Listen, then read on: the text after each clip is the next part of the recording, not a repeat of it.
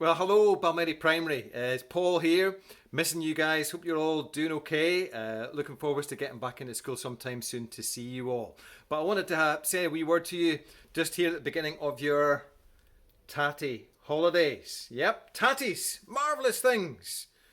As an Irishman, I would say that. But you can do all sorts of things. You can boil them, you can bake them, you can mash them, you can fry them, you can chip them. You can also do this. You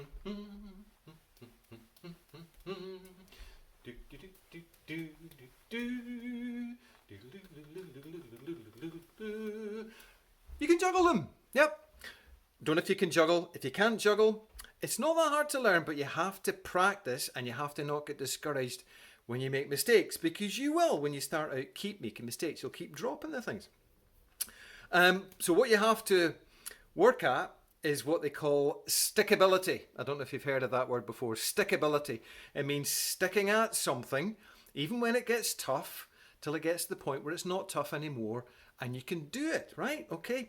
You need stickability in life. Farmers need stickability. Farming's a really hard profession and you have to be really determined to make it work. Farmers have to go out in all kinds of weathers. They have to stick at it even when the conditions aren't kind, and that's what makes them good farmers, if they're able to kind of continue to do that, stick at it throughout all the different problems, and in the end hopefully get to a good harvest and a good crop. One of my heroes growing up was a footballer called Martin O'Neill. I know this is a long time before you guys, but ask your dads, maybe even your granddads, about Martin O'Neill. He was born about 10 miles from where I lived in Northern Ireland. He was a bit of a local hero, very, very good footballer, won the European Cup twice with Nottingham Forest a long time ago.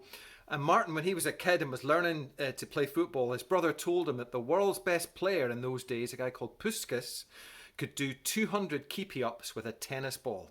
And Martin practiced and practiced and practiced until he could also do 200 keepy-ups with a tennis ball. 200 keepy-ups with a regular football is hard enough.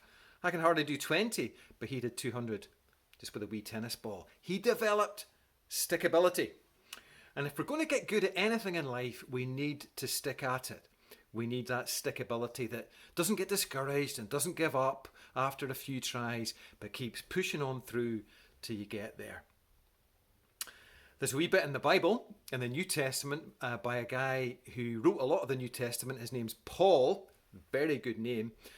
And Paul says, suffering produces perseverance, that's stickability, and perseverance produces character, and character produces hope. And I tried to think about how I would say that to you guys today, and I think I would say it this way. Challenges in life make you develop stickability.